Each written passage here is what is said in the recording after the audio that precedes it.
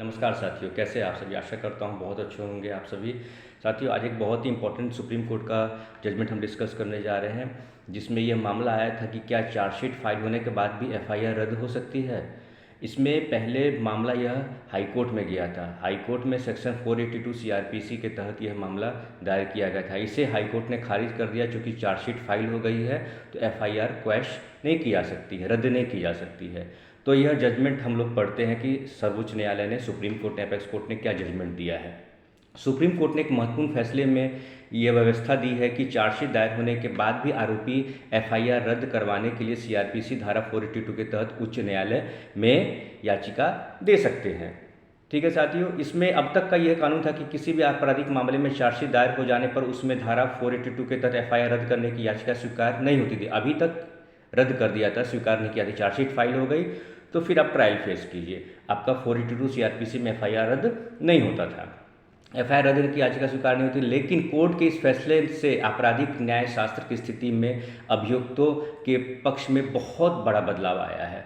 इसमें न्यायमूर्ति एस बोबडे साहब और न्यायमूर्ति एल नागेश्वर राव की पीठ ने यह फैसला देते हुए कहा कि यह मानना अन्याय होगा कि किसी व्यक्ति के खिलाफ कार्रवाई में एफआईआर की स्टेज पर ही हस्तक्षेप किया जा सकता है। सर्वोच्च अदालत ने यह भी माना कि उच्च न्यायालय धारा 482 सीआरपीसी के तहत दायर याचिका जिसमें एफआईआर को रद्द करने की मांग की गई है पर विचार कर सकता है, भले ही उस याचिका के लंबित रहते चार्जशीट कर दी गई हो। ये बहुत ही लैंडमार्क जजमेंट है, खासकर वैसे लोगों के लिए जिनके मामलों में अभी तक यह होता था कि उन्होंने हाई कोर्ट में एफआईआर के क्वैशिंग के लिए, रद्द के लिए उन्होंने याचिका दायर की हुई है, और उस बीच में इन द मीन टाइम क्या होता है कि चार्जशीट फाइल हो जाती है, तो यह कहते हुए एफआईआर उनकी याचिका को खारिज कर देती थी। लेकिन अब ऐसा नहीं होगा। अब इसमें कहा जाता है कि जो कोर्ट ने आगे इसमें कहा कि चार्जशीट के बाद दुरुपयोग और बढ़ जाएगा। कोर्ट ने आगे इसमें अपने फैसले में कहा, कोर्ट ने फैसले में कहा कि धारा 482 में यह कहीं नहीं है जिसमें कोर्ट को कानून का दुरुपयोग या अन्याय होने से रोकने के लिए सिर्फ एफआईआर की स्टेज पर ही प्रतिबंध किया हो।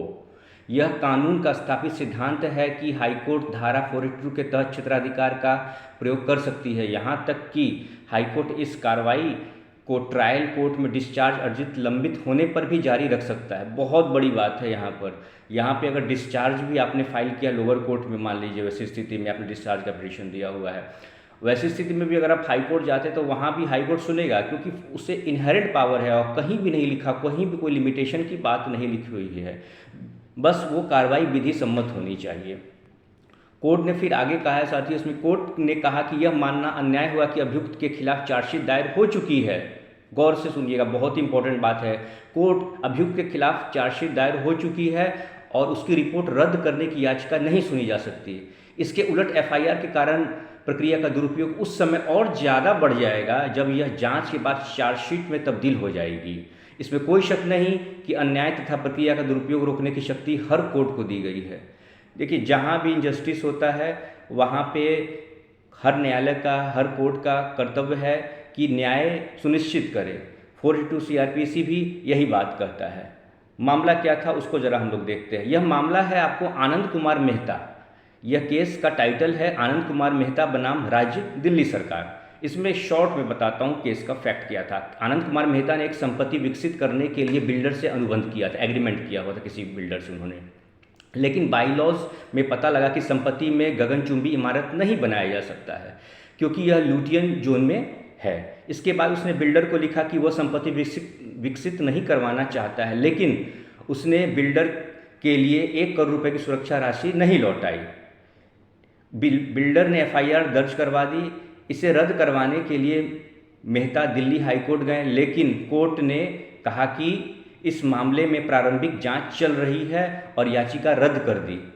कोर्ट का कहना था कि इसमें जांच चल रही है अभी, यह इसी आधार पे हाई कोर्ट ने उनको रिलीफ नहीं दिया। 482 सीआरपीसी में जो उन्होंने याचिका दायर की थी वह उनकी याचिका को कोर्ट ने, उच्च न्यायालय ने रद्द कर दी। इसके बाद वो सुप्रीम कोर्ट आए, लेकिन तब तक पुलिस ने चार्जशीट दायर कर दी। इन द मीन टाइम जब तक वो हाई कोर्ट से सुप्रीम कोर्ट आते हैं, पुलिस ने चार्जशीट फाइल कर दी।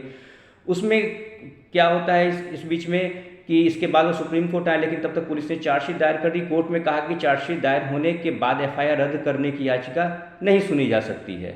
यह सारा मामला था यहाँ पर।